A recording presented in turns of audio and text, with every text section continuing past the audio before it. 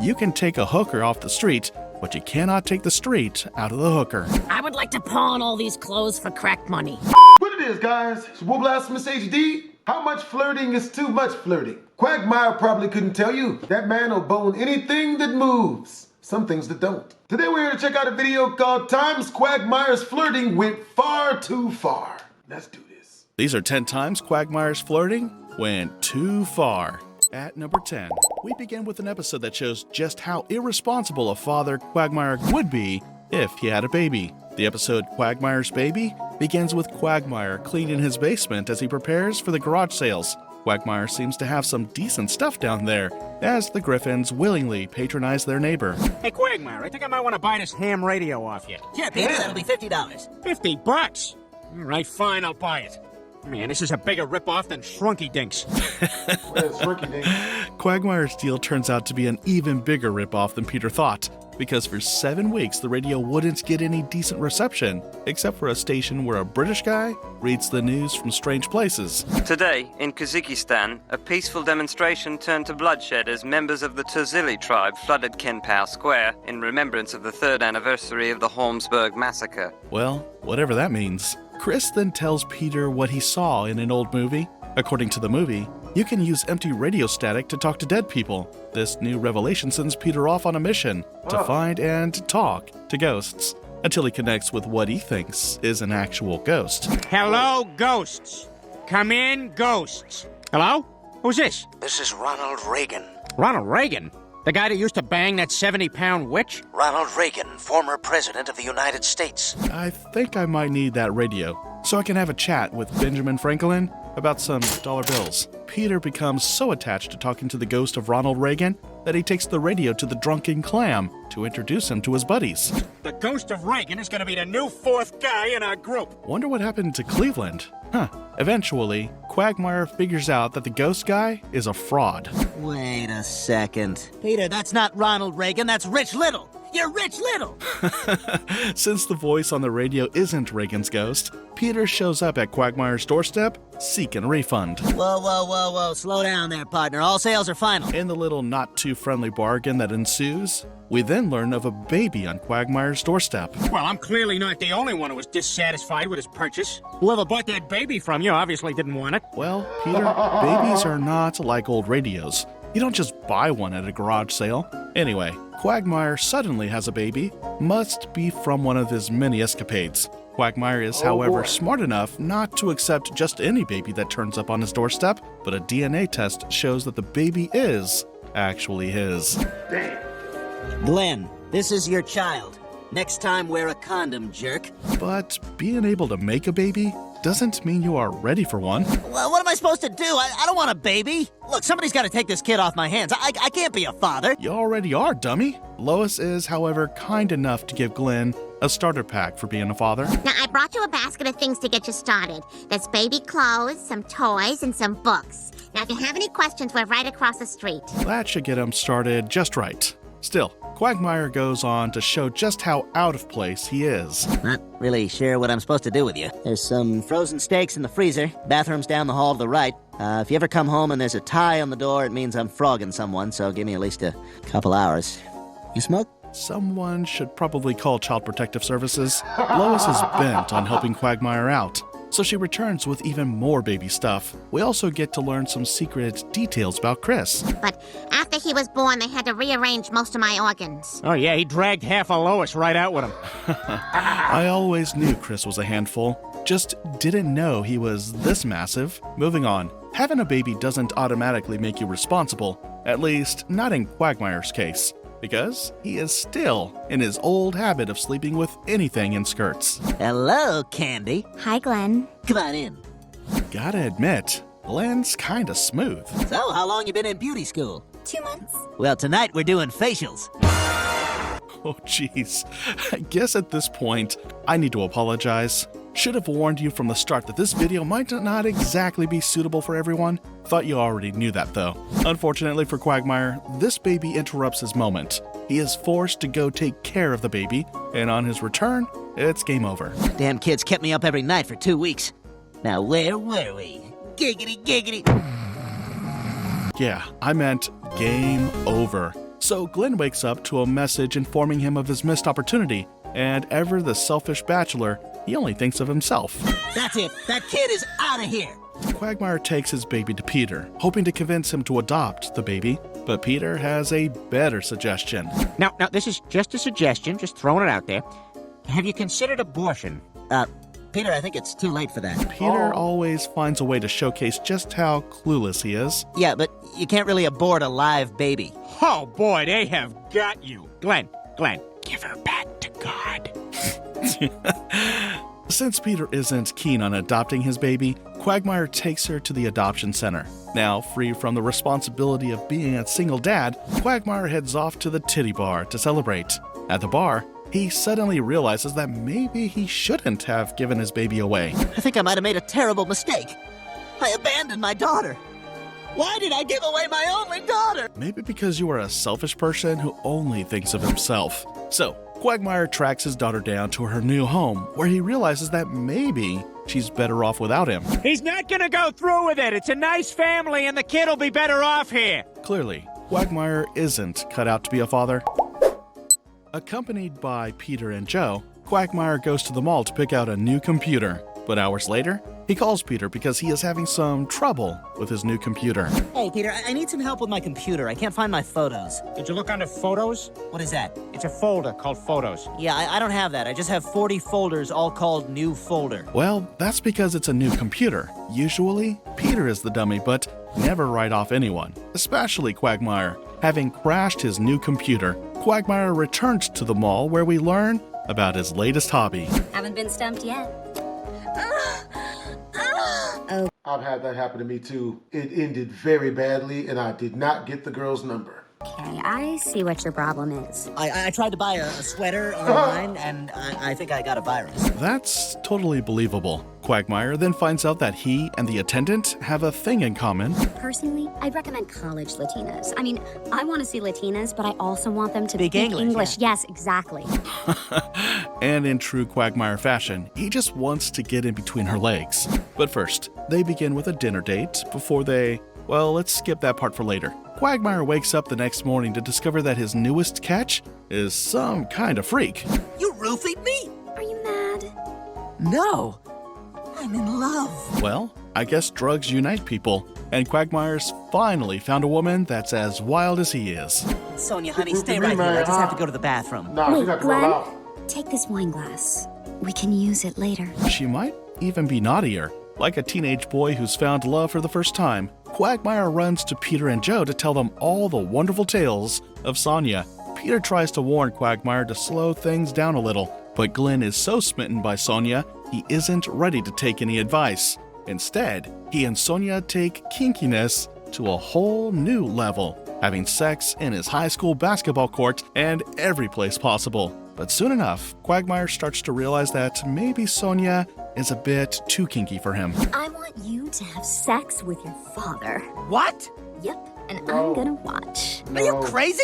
No! No way! But Sonia convinces him to do it. Glenn, remember, the thing we love most about each other is that we push each other way beyond our normal boundaries. So we can't tell if after her speech Glenn actually does have sex with his father, but moving on. Quagmire shows up at the Drunken Clam, but this time he isn't as excited as before. We discover that Glenn has been assaulted by his girlfriend, but he's too scared to ask for help.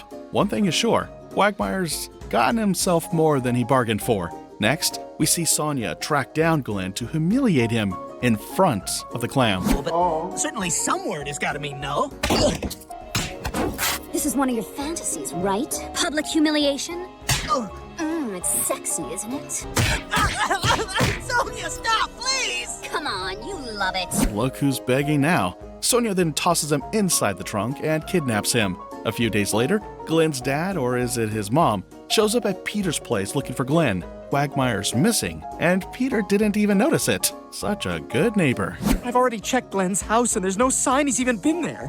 I'm afraid something terrible has happened. Unable to find Glenn, they go looking for him at all the places they believe he should typically hang out in, but they all return empty-handed. Thankfully, they find someone with information as to where Glenn could be. Excuse me, did he just say Sonia? Yeah, it was his dog's name. Oh, I thought he might have been talking about this super kinky woman who's always down here trying to lure men to her sex slave shed. It definitely has to be that one. The strange man tells them about Sonia's unit at Quahog Storage, where she most likely is holding Glenn. So they find him at the storage unit all tied up. But Sonia isn't going to let them have him without a fight. She grabs Joe's gun, but unknown to her, Joe doesn't put bullets in his gun. Smart move, Joe. Hope it doesn't work against you someday. But I don't think Quagmire has learned his lesson. I guess what I realized from all this is that when it comes to relationships, I need to be the kinky one. Maybe they should have let him stay just a little longer. It's Valentine's season, and as expected, Quagmire isn't spending it alone. Except that after the deed is done, he would prefer to be alone. Oh, you're still here? Yeah. After a wonderful night, I thought we could get some breakfast. Well, I guess she didn't get the memo, so Quagmire is going to have to read it out loud. Clearly you're not familiar with how this works. See, you're supposed to be already gone. There's no breakfast. Here, let me help you to the door. After throwing her out of the house, Quagmire gets electrocuted. And then, when he gets up, things are pretty different. That's weird. I look like a chick in that mirror. So, Quagmire has been transformed into a hot chick. The chick is so hot that even Joe can't help but to hit on her. Glenda Vagmire. Well, how would you like to spend 4 hours desperately trying to give me a muscular soldier? Worried about how everyone's treating him, Quagmire runs to the hospital, but even the doctor sees him the same. I have never heard of a muscular soldier before. Is it the same thing as a warm welcome? I recognize that hysterical tone of voice. Sounds like someone's having their monthly.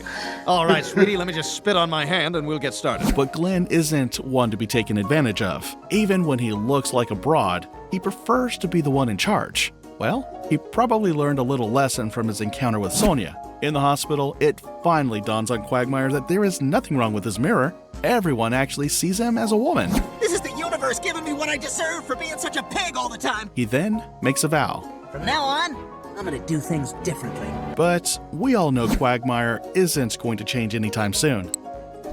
In the episode The Giggity Wife, Peter, Quagmire, and Joe head off to Harvard University's dining hall in hopes of getting free food. No freaking way. They have breakfast for dinner. Lois never lets me do that. Well, now's your chance. After dinner, they head to the Harvard bar before ending up in a strip club. Hey, what can I get you fellas? Hey, what do you say we get some shots? Yeah, let's get wasted! Seems like Joe has been waiting for this night all his life. And true to Joe's predictions, they all end up wasted. Oh, hey, Stewie. Hey, sometimes when daddies drive home drunk, they come from far away places. But it's okay, because they didn't get arrested and they're still kind of drunk, so they think it's okay. If you think Peter had it worse, wait until you hear what happened to Quagmire. Oh no. You mean? That's right, baby. As of last night, we're man and wife. By the way, I need you to call my pimp and tell him I quit. Oh my god, I married a hooker? Looks like you did. Quagmire was so wasted that he got himself hooked. Never call a female's pimp. That's how a lot of dudes get shot at. All right, bachelor party. Come on, back to Boston. So, Quagmire, who's still struggling to accept that he did get married to a hooker, tries to explain to his new wife that his decision was a result of intoxication. But she isn't exactly the type to let go easily. Like hell we do, sweet cream. This is just what I've always wanted. To settle down, find a husband, and live the married life. Hell no. Now, I got that. Dreams do come true after all. Since pleading doesn't appear to be working, Quagmire tries to invalidate her claims. But she sure did come prepared. I got a marriage certificate right here. It's legit. And it looks like I signed one of the witness lines and Peter partially signed the other. Such good friends Quagmire has. Worried about his unfortunate condition, Quagmire decides to take drastic measures. This whole thing is a complete disaster. In fact, you know what? I gotta go down to the courthouse right now and file for divorce. This thing ends now. But Joe talks some sense into his head, letting him know just how terrible his plan is because Quahog's divorce laws do not favor men. I don't think I know anywhere in the world where divorce laws favor the male gender. They don't. Joe, however, suggests a way out of the mess. Sorry, Quagmire, but the only way around the law is if the woman consents to a divorce. He didn't say the solution was going to be an easy one. Since there is no easy solution, Quagmire concedes defeat and tries to at least give the marriage a chance. After all, it can't get any worse than it already is. But first, he takes Charmise to the hospital to get checked. Next, he gives her his credit card to go shopping. However, you can take a hooker off the street, but you cannot take the street out of the hooker. I would like to pawn all these clothes for crack money. As a good supportive friend, Peter invites the new couple over for dinner. And at dinner, everyone tries to get a piece of Quagmire's wife. But Chris maybe takes it a little too far. I have $3.74. Do something to me. You messed with the wrong hooker. Back home, Charmise tries to get Glenn to have sex with her, but once again, he turns her down. What? You're never in the mood. We've been married 2 weeks and we haven't done it since that first night. I haven't gone 2 weeks without sex since I was in a coma for 6 weeks. Someone needs to tell Charmise that the first night happened only because Quagmire was wasted. During their married people's argument, Charmise tells Quagmire how she has zero intentions of being with a gay fellow. Sensing an opportunity, Quagmire, who would rather be single, immediately pounces on it. I see. Well, Charmise, I have something to tell you, and this isn't easy, but I'm gay. Let's see if that does the trick. I was gonna be a perfect little wife. I was gonna make you breakfast maybe once a week and give you stuff to do right when you walk through the door after work. Seems his plan is working. Oh, this is awful. Oh, don't cry, Charmise. You'll find the right guy. Well played, Quagmire. Charmise gets her stuff and moves out of the house. But just as Quagmire starts to think that he's free from his unplanned wife, she walks in on him watching straight porn. Apparently, gay people don't watch straight porn, or do they? Never mind. God, what are you watching? That's straight porn. Glenn insists that he is gay, and Charmise demands proof. If you're really gay and you want that divorce, all you gotta do is one thing. Let me watch you have sex with a man. I knew Glenn was about to land himself in trouble. Well, since he's already made up his mind to get the divorce, Glenn agrees to the deal. But he's sure gonna need some help. Who else to play the part of his gay lover than Peter? Peter agrees to Quagmire's request to have sex with him in the presence of his wife, but, as expected, the pair struggle to hit it off. After their poor showing, Charmise, who already figured out that Glenn isn't gay, decides to grant him the divorce. I see that now. And the truth is, if you're willing to go this far to get a divorce, then maybe we shouldn't be married after all. Quagmire gets lucky this time. In Teagues for Two, Lois sends Peter on a simple errand to get her clothes from the Chinese dry cleaning shop, but Peter messes up the whole thing. In a true display of stupidity, Peter ends up getting arrested after breaking into Mr. Washy Washy's house, hoping to steal a shirt. He's lucky he didn't get his head blown off, so Brian shows up at the police station to bail him out. And in the lobby, he sees a beautiful woman. So, what are you doing here? I'm picking up my friend, Peter. Are you picking up a boyfriend? No, actually. I got arrested. I'm Denise. I'm Brian. That went quite well. They exchange phone numbers, and an excited Brian tries to prove to Lois that he's got an actual date, but he gets a no. Devastated by the rejection, Brian turns to heavy drinking, the classic plot for broken-hearted men, or dogs. Let's just say males. I'm drinking because I'm sad. Because I'm never gonna meet the right woman. Because I'm gonna die old and alone. So Peter advises Brian to take lessons from Quagmire, who we all know is the ladies' specialist. Well, listen, instead of sitting here feeling sorry for yourself, why don't you take Quagmire's class on picking up chicks? At first, Brian is a little hesitant to take the class because Quagmire hates him, but he eventually agrees to it. You wanna know how many times I've been laid since last night? 60! Why? Because I'm not trying to be a girl's Prince Charming. I'm trying to be that big mistake they made at the bar last night. I think I might need to attend that class myself. So Brian shows up to class all excited and ready. Hey, I don't want you in here. Too bad. Here's my class receipt. Now teach me how to find love. I didn't think it was going to be a paid class, though. Later that day, Quagmire takes his students to the bar for what is supposed to be their practical session. You're up, Brian. Now go hit on that fat chick. What? Why? Do it or you get an F. Well, Brian doesn't do too badly. Next, he gets a wardrobe makeover in hopes of being noticed. I know. Quagmire told us to dress flashy so girls would notice us. I don't think he meant you should show up looking like a 1990s rap artist. He did. That's exactly what he meant. But tonight's the real test. Women love this stuff. Try out what I've learned on Denise. Looking all dressed to kill, Brian shows up at the club and instantly hits it off with Denise. Guess Quagmire's class is worth every penny. You know, I have to admit, Brian, I'm glad you called. Yeah, I sort of missed hanging out. Call me the Paw. That's what I go by now, the Paw. Brian could be needing a studio session real soon. He, however, gets a bit too into character and pisses his date off. Shut up for a couple minutes. I'm gonna look around. Yeah, that only works Brian, for really hot chicks. being kind of disrespectful. Relax, baby. Hey, check your phone. I sent you something.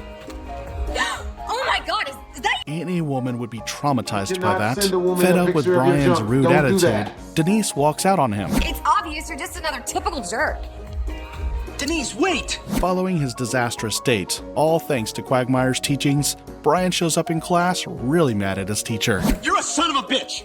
You're teaching us all this crap about how to get women, and it's all a bunch of bull! Quagmire then sets the record straight. His teachings are to get laid, not to find love. Unfortunately, Brian was love through applying getting these laid. principles for the wrong cause. In addition to the clarification, Quagmire tells Brian his own sad love story and how he lost the one woman he has ever loved. I've about had it with your petty jealousy. I'm starting to think this relationship is a mistake. Well, maybe it is! Notice anything different about Quagmire? He sure did look like a total loser back then.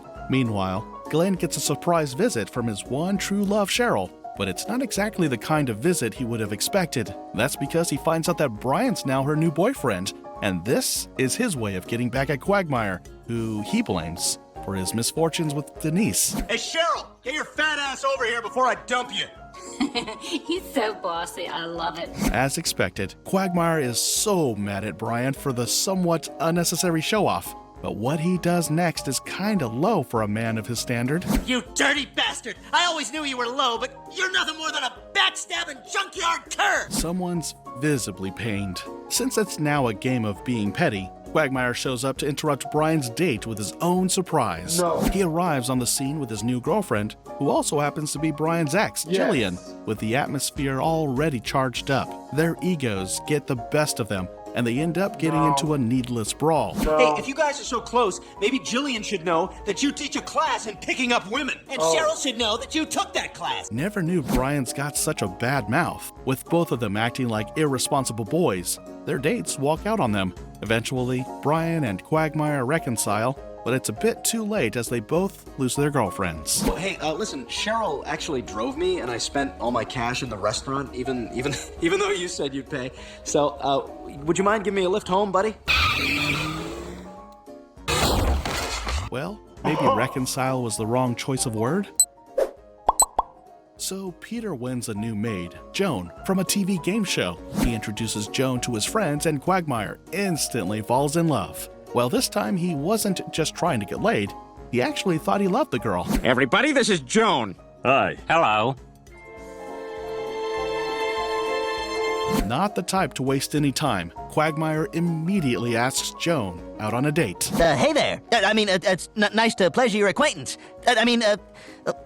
Would you like to go out to dinner tomorrow night? I'd love to. God, he works fast. Yes, he does. Quagmire is so into Joan that they even go out on a date to mark their anniversary. Well, this is our 3-week anniversary, Joan. I wanted this date to be special. Well, when I said anniversary, I didn't say for how long. Plus, for a guy like Quagmire, 3 weeks in a relationship is an achievement. Joan, I've decided I want to spend my life with you. Will you marry me? Never thought I'd see Quagmire propose to someone, but never say never, right? So, it happens I'm not the only person surprised by the new Quagmire. Peter thinks it's a prank. I'm telling you guys, he's putting us on. He's the same old Quagmire. Well, let's see. Quagmire invites his neighbors to his engagement party, where he wouldn't shut up about how amazing his relationship is. For the bachelor's party, they end up at a strip club, but Quagmire's still acting strange. All right, Quagmire, time for your lap dance. No, guys, I can't do that. It's degrading to women. I don't even recognize Glenn Quagmire anymore. Well, Peter decides that the only way to save his friend is to break up the wedding. At the wedding banquet, Peter, who isn't happy about Quagmire's decision, uses Lois's tits as bait to tempt Glenn. Glenn falls for the cheap trickery, and the love spell on him loses its effect. Oh, Lois, you're all wet. Here, let me jiggle you dry. Giggity, God, I made a terrible mistake. Welcome back, Quagmire. Back at the clam, the crew starts plotting Quagmire's way out of his barely 1-week-old marriage. So anyway, what I'm trying to tell you is, some of the guys thought we should get a divorce. But Joan, who is madly in love with Glenn, lets him know that there's no way out of the marriage, at least until he's dead. Well, since divorce is out of the question, Peter comes up with a genius idea. What do you mean? I mean, we're gonna fake your death. Wonder how many times Peter would have to bail Quagmire out of a marriage. First, he has to pretend to be his gay partner, and now he has to plot Quagmire's fake death? But these things happen, you know? You go for a walk in the park one day, and wheelchair ninjas and Nazis and pots and pans robots show up to kill you, and dinosaurs show up to eat the remains. When Peter's absolutely terrible plan A falls apart, they move on to plan B, which is Quagmire faking a heart attack. You know what'll prove it? When people die, they void their bowels. I said when people die, they void their bowels. With Quagmire supposedly dead, they organize a funeral for him, but things take an unexpected twist. Well, Mayor West is afraid of zombies, so the city says all caskets must be encased in concrete. Unless something is done quickly, Quagmire might actually end up buried alive, but Peter's too good a friend to allow such things. He jumps in and rescues Quagmire. The only problem now would be to satisfy Death, who showed up at the funeral expecting a present. No, you can't take him! This is probably not cool, just throwing it out there. She was suicidal. She was? Yeah, absolutely. I had heard that too. Once again, Peter rescues Quagmire from the cold hands of marriage. So, Quagmire and the guys learn of an auction to sell off one of Quahog's most historic spots. Guys, we should go to that auction tomorrow and buy it. I mean, can you imagine if we had our own medieval castle? So they take Peter's advice and show up at the auction where they lose to a crazy bid from the mayor. I wasn't expecting this bunch to win anything. Being the sore losers that they are, they decide to take matters into their own hands. I'm saying the four of us should storm that castle and take it for ourselves. They go through with their plan to overthrow the castle owner, but their half-baked plot ends in disaster. But since Peter, as we all know, doesn't give up easily, they decide to go for Plan B. Well, you already know their Plan B will be even dumber than the first. Plan B. We'll shoot flaming arrows like in Robin Hood. So should I be aiming for an open window or just arcing it over the wall? I don't know. I've never seen the movie, just a Bryan Adams video. Not only was Plan B a rather useless plan, they ended up setting the entire building ablaze. After destroying the mayor's latest acquisition, they head over to the Drunken Clam where Quagmire learns about Tinder after he sees Mort hooking up with a chick way above his league. What the hell was that? Mort's getting laid? Yeah, thanks to Tinder, he's had a different girl every night this week. Shockingly, we find out that Quagmire didn't know about Tinder. He must have been living under a rock or something. Wow, I gotta try this. I mean, easy sex on the internet? That's the one thing Quagmire can't resist. Easy sex. With the help of his friends, Quagmire sets up his Tinder profile. You already know Peter has a few suggestions. No, none of that. You want a naked bathroom selfie covering your stuff with a fistful of $100 bills. That shows you like sex and you got money. Okay, that should work. Who doesn't like money? In true gentlemanly fashion, Quagmire shows up at the door of his first Tinder hookup, thinking it's a regular date. You gotta admit, he's an old-fashioned man, but the girl isn't interested in needless romance. For her, it's straight to the action. And we can still make our reservation. What? Why? We already had sex. Wait, so I don't have to make small talk with you or spend any money? Of course not. Here, wipe yourself off with this West Elm catalog. You could read the catalog if you need someone to talk to. Having found the secret to free sex, Quagmire maximizes the opportunity, having sex with a different Tinder girl every single day. Soon enough, he becomes so addicted to Tinder that he practically loses his mind. Ah, the yellow face! It burns my Tinder! Oh my God, he's lost it. That app's turned Quagmire into some kind of sex ghoul.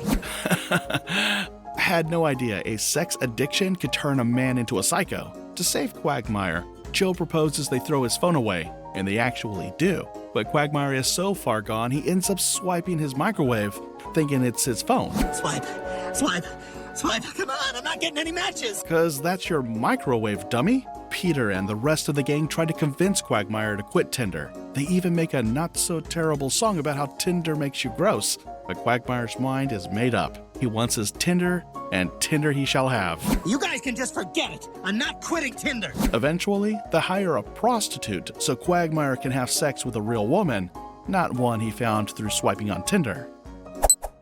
Now, we move to an episode that's not really about Quagmire's flirting. Instead, it's about how disgustingly perverted Glenn can be.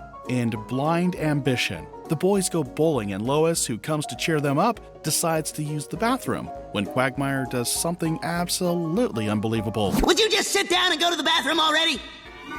Quagmire's deservedly arrested for peeping in the ladies' room. but his friends come to his rescue. On his return, the ladies all view Quagmire as public enemy number 1, while Peter is as clueless as always. So, Lois, tell Quagmire you're sorry you had him arrested. Excuse me? Peter deserves a knock on his dumb head. The women, however, decide to write a petition to have Glenn thrown out of Quahog, but Peter pleads on his behalf, and he gets a second chance. All right, but one more incident like the one at the bowling alley and Quagmire is out of this neighborhood. I think they should just throw him out already. Yeah, to stop Glenn from getting kicked out of Quahog, his friends decide to help him change his ways. All right, Glenn. This exercise should help teach you self-control.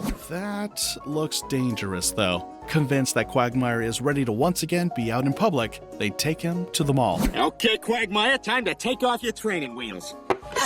Okay, I think I'm ready. As expected, Quagmire struggles to control himself, so the pervert runs away, only to end up someplace worse. Where am I? Am I dead? No, this is where we monitor all the dressing rooms in the mall so we can keep an eye out for shoplifters. Don't think that would do Quagmire any good. While there, Quagmire spots a lady in need of help and quickly rushes to rescue her. You saved her life. Thank God you know CPR. What the hell's CPR? Who needs CPR when you are so good at kissing women? In the episode, Meg and Quagmire, Meg's 18th birthday turns out to be a big flop, as no one shows up. Not even the kids Lois tried to bribe into attending. Well, no one showed up except Glenn Quagmire. Well, Peter, a little birdie told me that today is Meg's birthday. I have a feeling that Quagmire's here for something else. Hey, welcome to the adult club, huh? And you know what? You got another member right next door if you ever want to talk and stuff.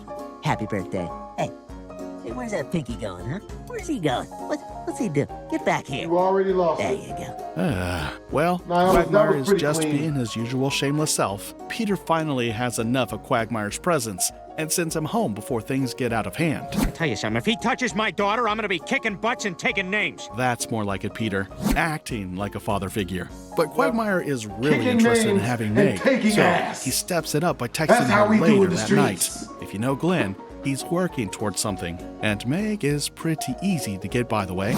Okay, Glenn, time to reel her in. The next night, Quagmire's at the front door, holding a flower because he's got a date. Now that's fast. Hi, Glenn. Bye, you guys. Me and Glenn are going out. What? Like hell you are? When you know the kind of person your friend is, you won't let him get too close to your daughter, especially if she's as confused as Meg. But Lois thinks otherwise. She grants Meg the permission to go out on the date. Maybe it's because she doesn't know Quagmire as much as Peter does. Peter, trust me. I know what's going on in her head. It's just a game. I used to do the same thing to my parents. The problem is they pushed back, and the results were not good. You have no idea who Quagmire is. Meg's date with Quagmire was rather nice. In the end, she smartly refuses Quagmire's request to go into his house. They both would be glad she didn't go in because Peter had a little surprise. Did you have sex with my daughter? What? Come on, Peter. Did you have sex with my daughter? Peter, trust me, it's not happening. I personally don't think Quagmire's someone you can trust. Peter, it's me, Quagmire. This is what I do. Besides, Meg is 18 now, and you've got to let go. What did I just say about trusting Quagmire? Next, we see Eyes to Meg daddy and Quagmire all loved up. That's what you gotta tell him. Eyes to pappy nah. Watching a movie together. The pair are already acting like a couple while Quagmire continues his plot to get into Meg's pants. But in a rare display of responsibility, Peter comes in to interrupt their rendezvous. Well, now that you're with Meg, you don't need to be talking to Backbush anymore. Oh, and I'll send a text to Possible Nipple Ring saying you're off the market. Your Possible Nipple Ring? Yep, Glenn sure isn't in love with Meg. He just wants one thing. With Quagmire refusing to take his eyes off his daughter, Peter makes it his responsibility to ruin their every moment. But despite his best attempts to dissuade Meg from hanging out with Quagmire, including telling her the story of Joan Van Ark, Here's a picture of Joan Van Ark. Oh my God, she's gorgeous. Every man wanted her. But one man got her. That man was Glenn Quagmire. And 2 short months later, this is what happened to Joan Van Ark. Meg refuses to listen to her dad. Lois wasn't even making things easy for Peter. She was supporting Meg all throughout. But when Meg goes over to spend the weekend at Quagmire's cabin, Lois completely goes nuts. I can't believe you knew about this and you let her go? Hey, don't give me that crap. I'm doing exactly what you told me to do. Joke's on you, Lois. Peter even decides to enjoy his I told you so moment by rubbing it in on Lois. So you admit you were wrong? Yes. You admit you were stupid? Yes, yes. You admit all women are stupid. No! All right, I'll take what I can get. You better. Peter then heads off to Quagmire's house hoping to stop him before he goes any further with Meg, but he arrives a little late. He and Lois then get into his car to chase after Quagmire, but in the end, it's not much of a chase. Fortunately, they make it to the cabin just in time to disrupt Glenn's golden moment. Here you are, you son of a bitch! Meg tries to stand up to her dad, but this time around, Peter isn't taking no for an answer. Lois is also pretty mad at Quagmire. If you ever touch my daughter again, I will cut your thing off and feed it to Brian. Okay. Wow, I'm sure Glenn gets the message loud and clear. Or did he? At number 1 on our list is the episode titled Airport 07. So, after watching a redneck comedy hour, Peter decides that he wants to be a redneck. And for him, being a redneck involves getting a pickup truck, painting over the back window, and crashing into Quagmire's car. Peter, what the hell? My car! Oh, damn it! Hey, come back! Let's ignore the women squeezed into his trunk. Don't worry about it. We can go after them. Don't worry about it. They're tagged. Just get me to the airport. Thanks to the accident, Quagmire, who was headed to the airport to fly a plane, is forced to ride with Peter. At the airport, Peter notices Quagmire's plane being fueled, and motivated by greed and a ton of stupidity, he grabs the hose and fuels his car instead, meaning that the plane takes off with an empty tank. Minutes into the flight, the plane shockingly runs out of fuel. What the hell? Oh my god, we're going down! But Quagmire, like a pro pilot, crash lands the plane with no casualties. Turns out Quagmire isn't only good at getting laid. Unfortunately for him, after the accident, Quagmire's fired from work. Boy, Quagmire, I'm really sorry they fired you. I feel like this is partially my fault. No, Peter, it's perfectly normal to siphon jet fuel from an active runway with the intention of flying a pickup truck. Is it? Well, if you think so. 3 weeks after he got fired, Quagmire moves into Chris's treehouse after failing to tie down a new job. Well, I kind of moved in, if that's okay. No airline will hire me after the accident. I'm broke and jobless. And Peter's response? Quagmire, you belong in a tree. You're a nut. Nah, he was only joking. Peter asks Quagmire to move in with them. Now a part of the household, Quagmire begins teaching Chris some new skills. What does 8008 look like on a calculator? Oh, boob! Boob, yeah! What if we had 2 calculators and we put them next to each other? Well, teaching Chris naughty things isn't the only thing Quagmire does. Later that night, he sneaks into Meg's room. Peter might have to keep a close eye on Quagmire. Meanwhile, after a month of accommodating Glenn, Lois starts to feel uncomfortable. She tries to get Peter to talk to him about moving out, but Peter tells her she's overreacting. And you can't spell overreacting without ovary. Because you're a girl. That's wrong though, but never mind. Frustrated by his inability to tie down a job, Glenn confides in his friends, who decide to help him out. And for the umpteenth time in Family Guy, Peter has an idea. Fellas, I think I have an idea.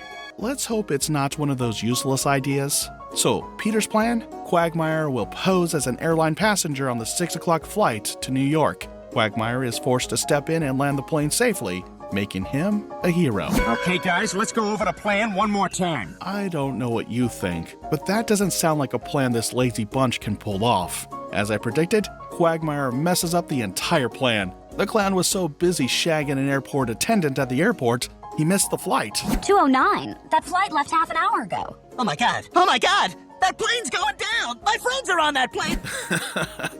If you really cared about your friends, you would have stuck to the plan instead of trying to get laid. After an unexpected meeting with Hugh Hefner, who is apparently a big deal to Quagmire, he becomes heavily motivated and decides to save the plane. So, he ends up at the control center. Stand aside, sir. I'll take it from here. Peter, this is Quagmire. Now I want you to listen very carefully and do exactly as I tell you. All thanks to Quagmire's instructions, Peter lands the plane safely. Quagmire also gets his job back. Well, after his latest show of irresponsibility, I wouldn't trust Pilot Quagmire to fly me. That's a wrap for today. Don't forget. The moral of this story is you should only do domestic violence if you're willing to let the women win. Or unless you're Ray Rice. With that being said, hope you guys enjoyed the video. It's your boy BlastphamousHD. Twisms.